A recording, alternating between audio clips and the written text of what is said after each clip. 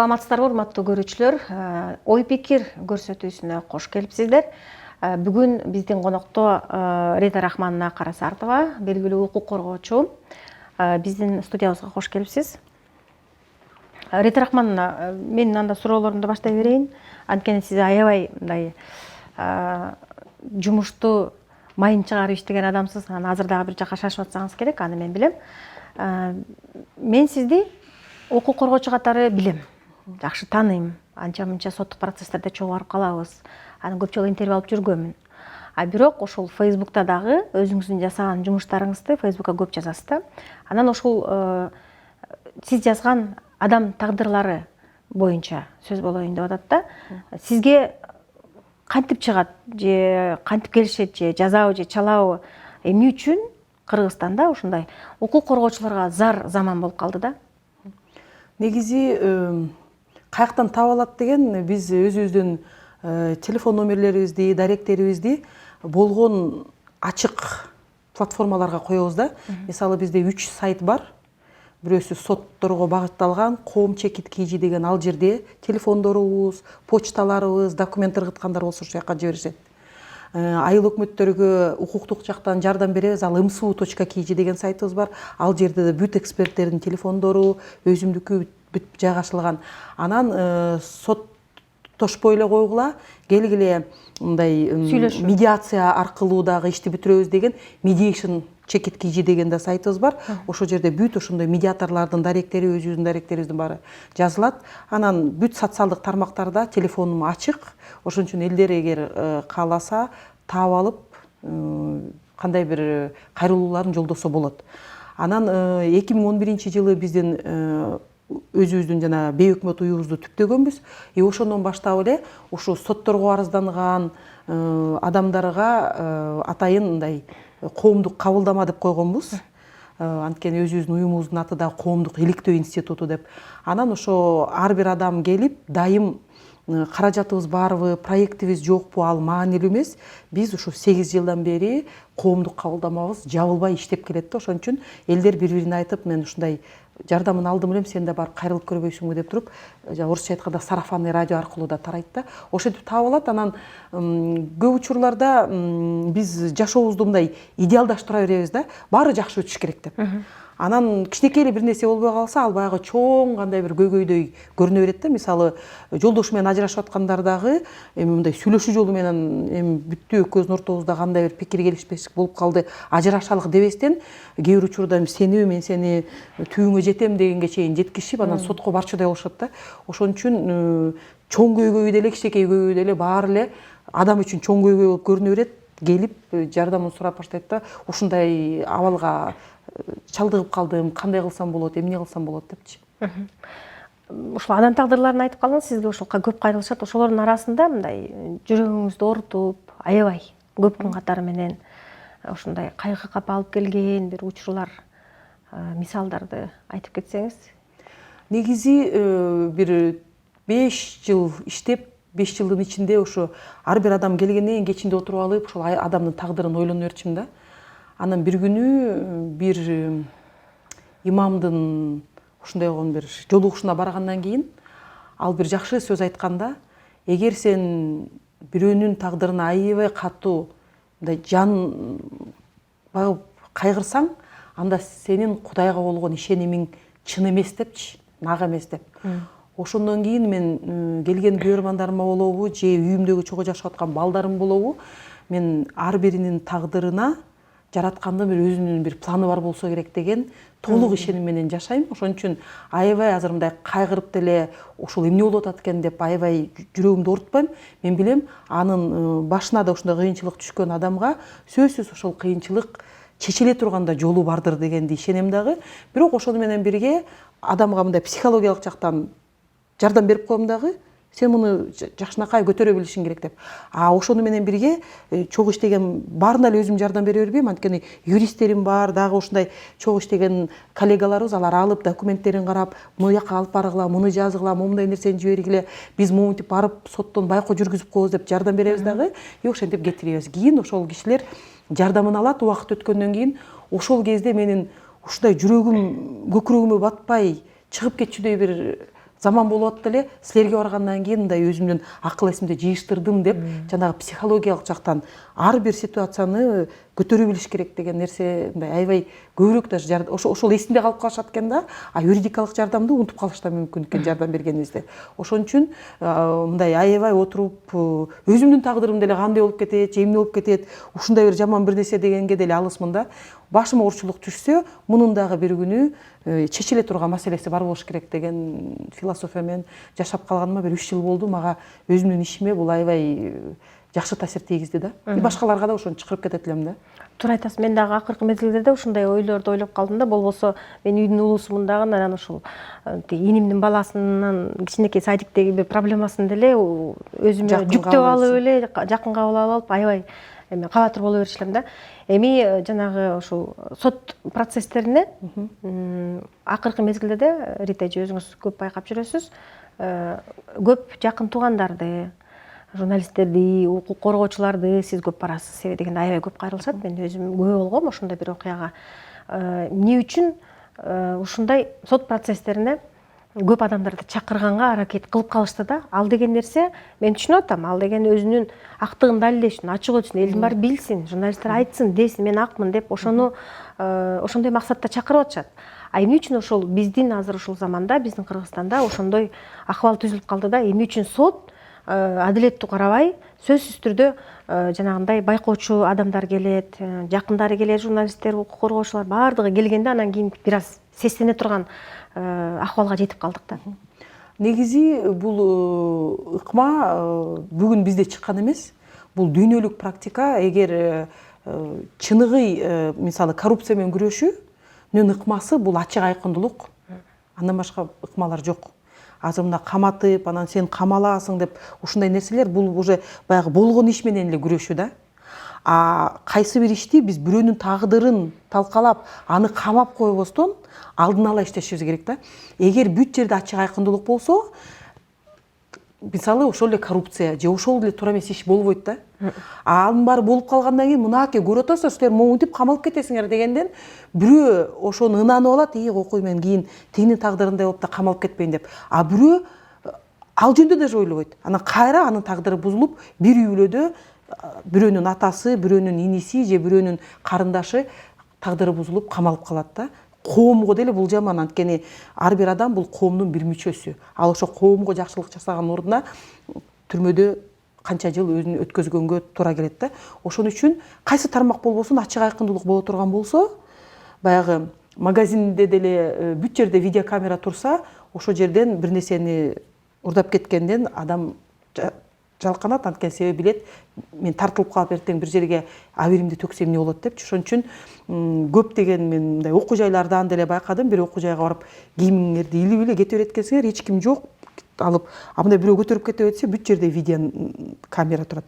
Комнаталардын ичинде сонун компьютерлер, сонун нерселердин баары, сумкаларын калтырып коюп эле тамак ичкенде кетип эле ушинтип жүрүшөт экен. Бүт жерде камера, ал эч ким ал жерден бирөөнүн бирөөсүнүн оокатын көтөрүп кетпейт, бири-бирин сабабайт, бири-бирин зордук зомбулук албайт. Бүт баары баягы алакандай болуп көрүнүп турат да. Ошон үчүн ал жерде ошондой атмосфера. Даже сатуучусу жок экен да, столовыйга барсак, тиги жерде кофеси турат, кофенин мынча сом турат деп акчасын ыргытып кете беришет экен. Тиякта пряник, бүт баарын баасы жазылган. Студенттер ошолорду алып эле, барып чай ичип эле, а мен биринчи киргенде сатуучу ким болду экен деп өзүм мындай таң калып, ким обслуживать болду экен деп издеп жүрсөм, келсем кирип эле баары алып атышат. Анан карасам, акчасы жазылган, мынтип, а бул кандай десем, бүт жердин баарында мындай видео коюлган. Анан ошол университетке кирердин алдында эме биздин баягы чоң максатыбыз бул чынчылдык деген сөзү бар экен да, англис тилинде. И ректор дагы биринчи күн окууга, жумушка киргенибизде айтты, ошо балдарга эң чоң баалуулук бере турган баалуулугуңар балдарды чынчылдыкка тарбиялаңар депчи. Ошон үчүн мен ойлойм, ачык айкындуулук бул көп маселенин туура ачкычы да. Ошон үчүн коомдо болобу, жашоо турмушта болобу, биз ушундай ачык баарын мындай көрсөтүп, жашыруун кылбасак, көп тармактарда алдыга алгылыктуу кадамдарыбыз болмок да. Башка темага өтө электен мурун ушул Жакшынакай кайсы окуу жай экен айтып коесузбу? Бул кичинекей эле окуу жай, аны Корей улутундагы адамдар ачышкан, Кейн университети деп, Ивановкада жайгашкан. Эркиндик, чынчылдык жана дагы жоопкерчилик ушундай 3 сөздү ушундай бакайтып илип койгон. Ошолорго багыт ушул баалуулук деп ушинтип тарбиялайт экен да. Ошондой окуу жайларын, ошондой видеокамераларды эмнеге жайгаштырсак болбойт биз? Эмне проблема? Акча проблемабы? Жок, жайгаштырсак болот, бирок маселенин баары жалпы мындай мамлекеттик саясатта да анткен себеби мындай жөн эле камера ооба даже адамдын унаасында жайгашкан жана регистратору дагы көп учурларда баягы башка адамдардын тагдырына аябай чоң эмесин тийгизиши мүмкүн да. Мисалы билесиңер, бир жарым жыл мурун болуп калды, бир кагышуудан чыгып анан ал кишини сабап анан анын жүрөгү кармады дегенде, кийин ошол жакта эле жайгашкан мектептин камерасындагы тартуудан көрүнүп турат, эч кимди сабабай эле кичинекей эле кагылышуу болгон, а теги кишинин чын эле жүрөгү кармап каза болуп калган да. Ошондо жөн эле кичинекей авариядан жүрөгү кармап каза болуп калган ал башка маселе, а сүзүп алып туруп чыгып ошол кишини сабап анан жүрөгүн карматкан ал башка маселе да, тил оорураак болуп калып да.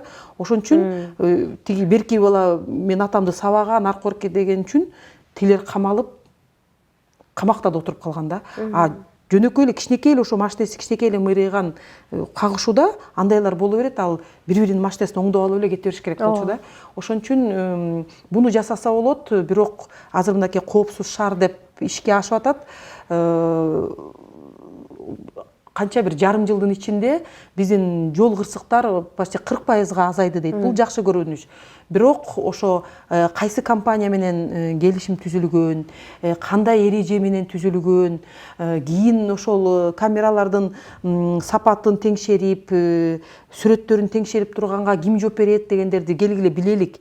Анткени чоң акча каражат салынып атат деген маселелерди көтөрүп атсак, бүгүнкү күнгө чейин тилекке каршы ошол келишимди сайтка илбей атышат да.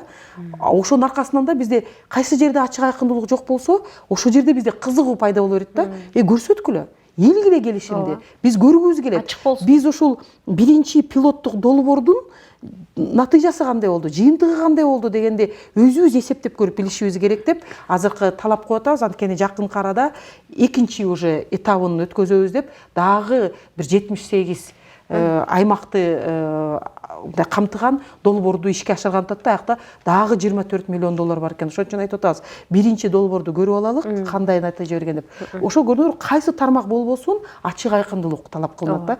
Ошол тармактардын баарында ачык айкындуулук болсо, анда ошол жерде жеңилдеп. Даже үй бүлөдө деле камера коюп койсо, жанагы балдарын нянечкага калтырып кеткенде, балдарына да уйку дары берип коюп, же балдарын сабап койгондорду эле көрөбүз да. Ошон үчүн эч кимге айтпай эле видеокамералар туруп турса, ал үйдүн да коопсуздугу, сыртта дагы, кайсы жерде болбосок дагы мындай билебиз, бир нерсе болсо ошону көрүп, билип, кандай күнөөлүү болгонбу деп, бул аябай жакшы далил да. Мына карагылачы деп көрсөтүп берген.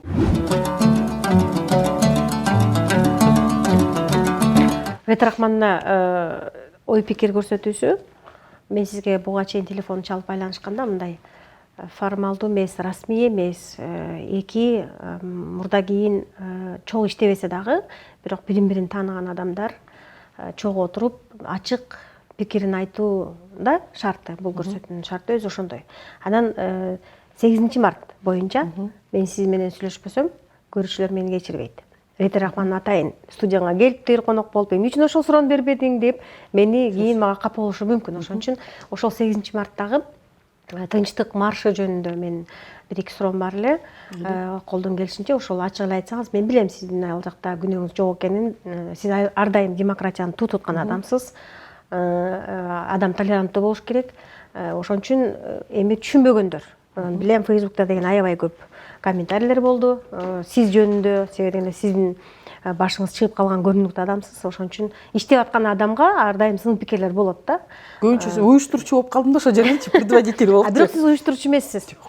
Анан Ветрахман айтсаңыз, мэрияга ошол аялдар маршты өткөрөбүз деп барганда, мен ойлойм, менин жеке пикирим бул, менин оюмча алар деген жанагындай майдалап көрсөткөн эмес да. Биз 8 март күнү аялдардын укугун коркоп чыгабыз деп айтылганы менен чыкканда ошол жанагындай сексуалдык азчылык адамдар чыкты, башка дагы жанагындай плакаттар менен чыгышты, түшүнүксүз, мен чай койбайм, деп ошондой нерселер менин оюмча мэрияга айтылган эмес окшойт да, жанагы жазылган кагазда айтылган эмес окшойт. Айтканга милдеттүү эмес. Милдеттүү эмес. Мыйзам боюнча милдеттүү эмес. Азыр ошондой мыйзам киргизген татта, мындай митинг болсо кандай транспаранттар болот, жазып коесуң. А эгер ошондон сыртка чыккан транспаранттар болуп кетсе, сен административдик, балким даже жаза жоопкерчиликке да тартасың дегенди киргизген атышат да, анда эч ким митинг уюштурбайт. Анткени себеби Ошо митинг уюштурбаш үчүн кылынып атпайбы? Атайын ошондой жасалып атат да, ошон үчүн биз өзүбүз бүгүнкү күндө Кыргызстан эркин өлкө катары эле региондо таанымалбыз. Андан башка мындай кыйратып ийгенде эле алгылыктуу иштерибиз жок. Биз айтабыз, бизде эркиндик.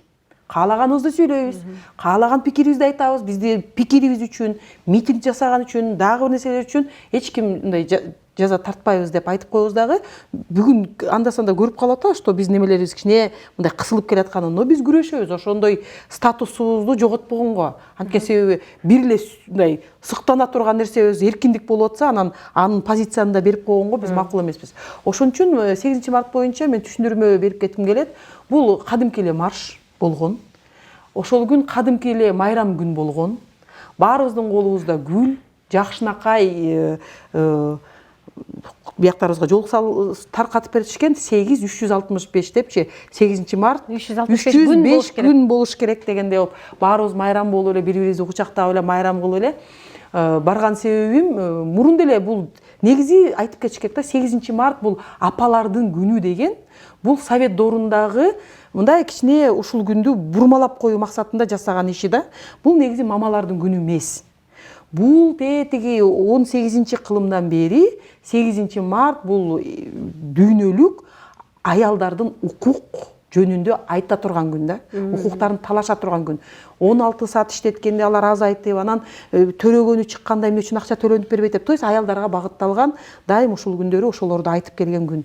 Кыргызстанда деле эгемендик алгандан бери кыздар ушинтип чыгып алып, биз барыбыз укуктуубуз, тигиндей мындай тең укуктуубуз, бизге бирдей жумуш бериш керек деген бул деп ушундай нерселерди уюштуруп келишкен. Мен ушул жылы биринчи жолу катыштым, анткени себеби ошо уюштуруучулар деле биринчи баягы уруксатын ала албай атып, анан алышып, андан кийин мына эртең болот дегенде биздин улуттук патриоттук күчтөр, жана Кыркчоро деп, биз аларга өткөзбөйбүз, чыгып эле көргүлө деген нерсени айткандан кийин, кой кагылышуу болуп калбасын, бир жерде кыздарыбыз, айымдарыбыз болсо укуктарын айтып, бир жеринен жигиттерибиз деген мисени чыгарбайбыз деп турса, бул туура эмес көрүнүш болот деп, атайын кыргызча кийимимди кийип алып, кос чапанымды кийип алып, колума жолдон кетип барсам бир балдар гүл беришкен, ал гүлүмдү көтөрүп алып ошол жерге барганмын. Жакшынакай эле эч кандай эчтеке провокативный эчтекеси жок болчу, баарыбыз эле колонна менен туруп алып эле баягы укуктарын айтып жөнөштү. Анан ар кандай жаштар болот да. Кээ бир жаштар үчүн кечке ушинтип чай коюп отуруп берген бул рабство болсо, ал ошонусун айтып кете берет. Анын башы ошого ооруп атат да, мен андай рабствого барбайм деп. Бирөөсү носки жууайм дегенин кыйкырып атты. Мындай уже ошол жакта канча бир 8 организация уюштуруп болуп чыгыптыр. Мисалы, Сезим кризистик борбору, алар дайыма айымдар менен иштейт. Ал жерде плакаттары мындай терең плакаттар да, аялдарга зордук зомбулуктан каршыбыз, аялдардын жерге болгон укугу, аялдын жумушка болгон укугу деген ушундай жакшы. Эмнеси эң кызык, бир дагы ошондой терең мааниси бар аялдын укугу жөнүндөгү бир да плакат ошол маалымат эмесинде чыккан жок. Термеленип чайыңды куйбайм, термеленип 10 балла төрөбөйм дегендерди алып туруп, баарын бириктирип туруп, анан ошол жерде 500 киши болсо, тандалма жа сиздин айткандай башыңар көрүнүп калган дегендерди чыгарып коюп койду. Анткени бул деген ошо Кыркчоролорду күтүп, мынтип кагылыш болуп кетпесин деп бараткан жаным, кийин көрүп атам, алар деген площадька туруп алып кыздарга гүл таратышыптыр да. Мен ойлойм, бул биздин улуттук коопсуздук кызматынын атайын жасаган эмеси болду, провокациясы болду. Анткени себеби бизде дайым Кыргызстан 2 чоң, даже 3 чоң гео мамлекеттердин ортосундагы саясатында боло беребиз. Ошондо Россиянын президенти келеринин алдында болуп аткан биздин бийлик дагы кандай бир реверанс жасаш керек да. Мына биз силер мененбиз.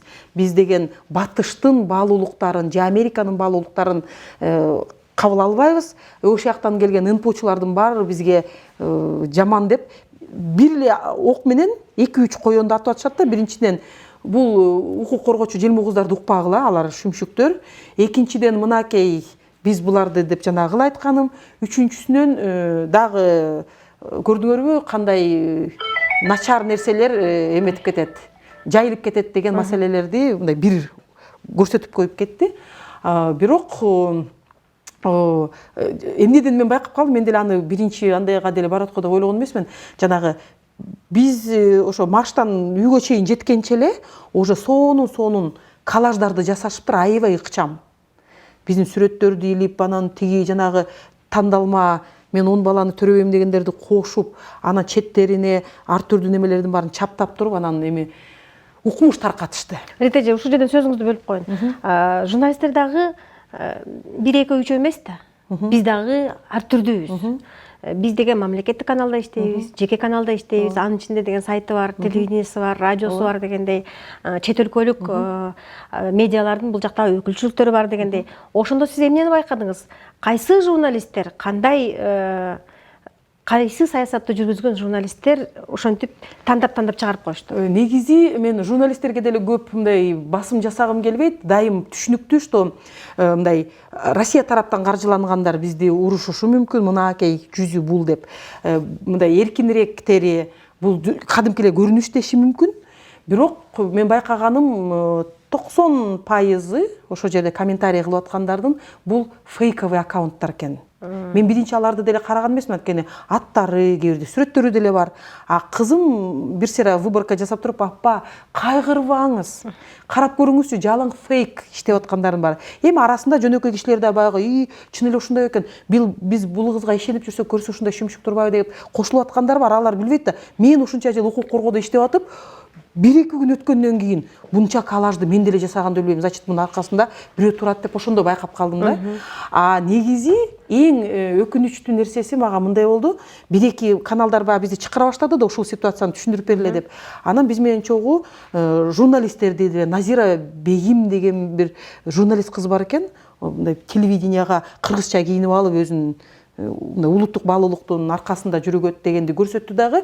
Бирок эми ал жалгыз эмес, ошондой журналисттерди көрдүм да. Мен журналист жагынан жүрөгүмдү оорутканым, журналист деген бул аябай көп макаланы окуп, башынан өткөзүп, илимий макаларды окуган болуш керек да.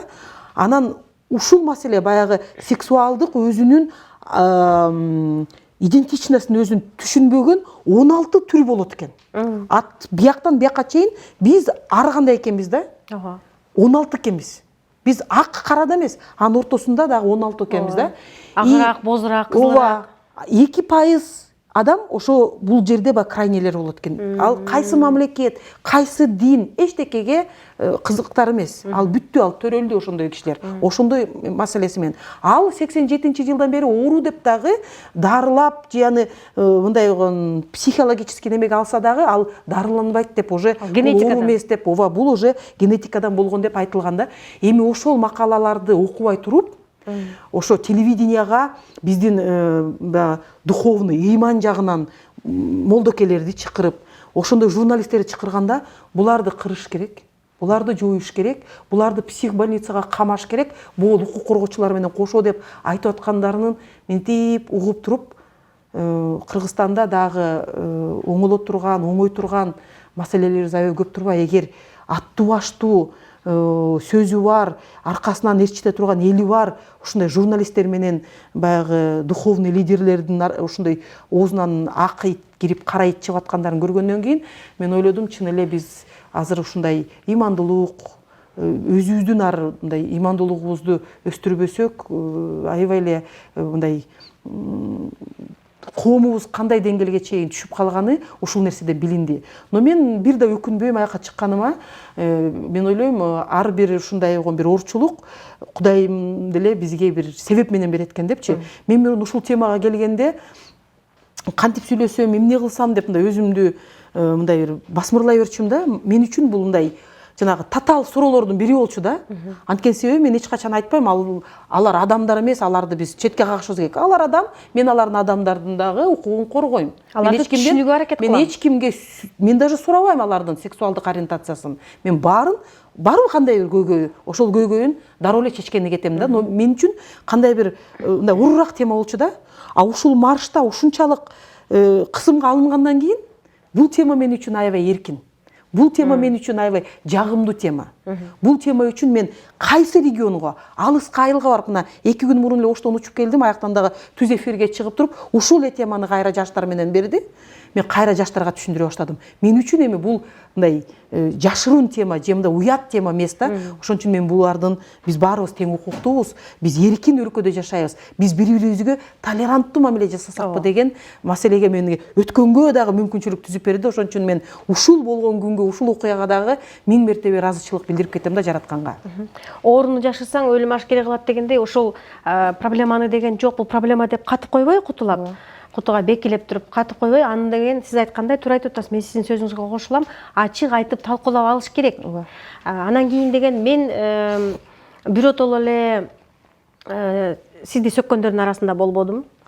Биротоло эле сизди колдогондордун арасында болбодум. Анткени мен ойлойм, мага окшогон ортодогу адамдар көп. Мисалы үчүн мен биздин каныбызга сиңип калган аял киши, кыз бала чай куюш керек. Мен чай куям. Чын жүрөгүмдөн чай куям. Сиз дагы үй бүлөңүзгө чай куюп бересиз, себеби энесиз, үйдүн куту. Бирок деген мен ошол марштан ушундай нерселерди күткөм да, жанагындай сиз айтып атасыз, бар экен жанагы аялдардын укуктары, балдардын укуктары бар экен, жумуш боюнча, аял ден соолук, бала чакасы боюнча. Бирок ошол нерселерди мен көрө албадым, чындап эле. Мен кесиптештериме бир аз таарыныч, капачылык деген бар. Жанагындай мүмкүн жаштардыр, жаш журналисттерди, аларга дагы ушул түз эфирден пайдаланып мен айтып кетейин деген сөзүм бар. Баягы барып туруп өзүң көрүп таң калган нерсени берип койбой, ошол нерсеги андан сырткарыда башка нерсе болуп аткан нерсени дагы бериш керек болчу. Сиз туура айтып атасыз. Бир эле нерсени айтып кетем. Мисалы, Равшан мырза да сүйлөгөн сөзү аябай маанилүү, бир 5 мүнөттүк сөз болгон да. А ошонун жанагы бир эле контекстин үзүп коюп туруп, бул эмне деген шермендечилик, бул эмнеге биздин кыздарды үгүктөп атат деп туруп берип коюшкан да. А менин ошо 3 мүнөттүк сөзүмдө бул жана башкарууга аялдар келсин, 30% кем эмес, тең салмактуулук болсун деп эле кыска айтып туруп эле кетип калган. Менин сөзүмөн мындай кыпын бир нерсе таппаган үчүн менин сөзүмдү таптакыр бербептир да. Жөн эле мен баратканын эле көрсөткөн да. Анда журналисттер менен сүйлөшкөндү билип калган турбайсыз. Калгандарынын баары эле жанагы чай куйбайм, тегил кылбайм, анан мен кетип баратканымды көрсөтүп койгон. Ошон үчүн бул дагы бүгүнкү күндө мындай маалымат согуштун ичиндеги бир эмелер, куралдар да. Бир жерде жүрүп атсаң деле сүрөткө тартышат дагы, тиги жердеги сөздөрдү чоюп койсо, ал сонун бири-бирине жатып калат дагы. Ушундай эле турбай депчи. Ошон үчүн бүгүнкү күндө эң чоң бир пласт бар, ал жөнүндө биз өзүнчө бир кеп кылсак сонун передача болчудай, бул билим берүү тармагы. Билим берүүдөгү биздин адамдардын ар кайсы жактан алган маалыматын критикалык карап туруп, кайсынысы чын, кайсынысы жанагындай фейк же туура эмес көрүнүштөгү атайын баягы маалыматтык согуштун бир ыкмалары дегенди балдарга үйрөтпөсөк, балдар ооп кетиши мүмкүн. Көрсөттүңдей деп. Билим канчалык төмөнүрөөк болсо, ошондойго ооп кетип туруп, анан биздин молдокелер 9-этаждан андайларды ыргытып ийиш керек деп айтып атса, алар үчүн тилер лидерлер да. Көрсө ушуну айтып атса деп. Ыргытыш керек экен. Мен телевидение чыкканда айттым, Кудайым жараткан адамды сиз телевидениеден туруп алып өлтүрүш керек дегенди айтып атасыңар. Бул эмне деген шумдук депчи. Ошон үчүн биз дагы ар бирибиз сөзүбүздү сүйлөп атканда, мени канча киши угуп атат, мен аркамда канча деген кишилер бар. Баарыбыз жанагындай бири-бирибизге аяр мамиле жасай турган. Анткени себеби бир эле киши бир жерде ботодойбуз деп ыйлап атса, анда биздин жалпы Кыргызстан деген денебиз жакшы бакубат жашоого кетпегендей болот да. Бир жерибиз ооруп тургандай болот. Ошон үчүн ар бир адамдын көзүнөн жаш акпай, жаш акса дагы мындай жакшы мындай окуялардын аркасы менен көзүбүздөн жаш кетип турса, сүйүнүчтүн жашы. күнүкүсү күндө ошо жашообуз бакубат, жакшы, өзүбүз каалагандай, өзүбүз эркин алып жүргөндөй, коркпогондой жашоого умтула беришибиз керек да. Ошон үчүн ушу белгилүү журналист болобу, илимий адам болобу, жанагы ыйман жакта жүргөн духовный лидерлер болобу, ошондой бириктирүүчү бир ыкмаларды таап алып алдыга жылсак, мен ойлойм, биз бириксек, дүйнөдөгү эң мыкты башкаруу системаны куруп алган, ошол өнүгүүгө алып келе турган мамлекеттердин мындай бир мындай эмесин көрсөткөнгө мүмкүнчүлүгүбүз бар да, кандай десем, эрежесин да. Бирок бүгүнкү күндө ушу бизди атайын эметет да, бөлөт. Регион менен бөлөт, дин менен бөлөт, партия менен, урууга чейин бөлөт, анан сексуалдуу ориентациясы менен бөлөт. Бирөөсүн айтып коет, мунун билими бар, а булар мырк деп коюшат, анан укмуш өлдүм талдым дегенде эле бул батышты колдойт, а тигил Россияны колдойт деп ушинтип бөлүнүп алабыз. Мен түшүндүргөнү келгенде айтып кетем. Мисалы, батыш аябай жаман болсо, батышка мисалы арабтар барбай коймок. Анткени алар өзүн баягы таза алып жүрөт, Кудайга жакын алып жүрөт деп коебуз. Францияга барсак, аякта француздардан дагы арабтар көбүрөөк. Ооба, көп. Анан чоңдорубуз кээ бирде коркутат, мынакей батыштын ушундай болгон жаман нерселери бизге келип атат деп. Чоңдордун балдары каякта окуп, анан кайсы жерде иштеп, анан кайсы жерде калып атат десе, баары эле Европага барып окушат, Америкага барып окушат, ошол жерде калып калганга кызыктарды. Эмне себептен? Анткени аякта сен жолук салынып жүрөсүң, сен жылаңач жүрөсүң деп эч ким сени мынтип кодалабайт. Ар бир өзүнүн иши менен эле алектенет. Мыйзамды бузбайт дагы, өзүнүн иши менен эле алек болуп эле, өзүнүн адал таап алган акчасын эркин жашап өтөт да. Ошондой мамлекет болсо, бул аябай жакшы багыт болот эле да биз үчүн. Чоң рахмат биздин студиябызга келип укмуш сонун кызыктуу маек куруп бергениңизге. Мен билгем, сиз эч качан жок дебейсиз, каршы болбойсуз, ар качан журналисттер менен ачык айкын сүйлөп интервью бересиз. Мындан кийин дагы бир кандай маселелер болсо, биз сизге кайрылабыз. Келип ушундай өзүңүздүн ой пикириңизди айтып жүрө бериңиз. Ишиңизге ийгиликтерди каалайм. Анткени сизге ийгилик керек. Анткени сизге жанагындай капа болгон, тарынган, жашоодо тагдырда бир жаман күндөрүн өткөрүп аткан адамдар көп кайрылат, мен билем. Сизге кайрылып арыз муңун айтса, ошол арыз муңду сиз канааттандырып жардам бересиз. Ушул жакшы иштериңизге мен көп чоң ийгиликтерди каалап кетем. Бекем ден соолукта болуңуз. Анан кийинки эфирлерге дагы буюрса сизди чакырып турабыз. Эфирде ой пикир көрсөтүүсү болду. Студияда кызмат кылган мен Алтын Арыстанбекова. Ар дайым биз менен болуңуздар.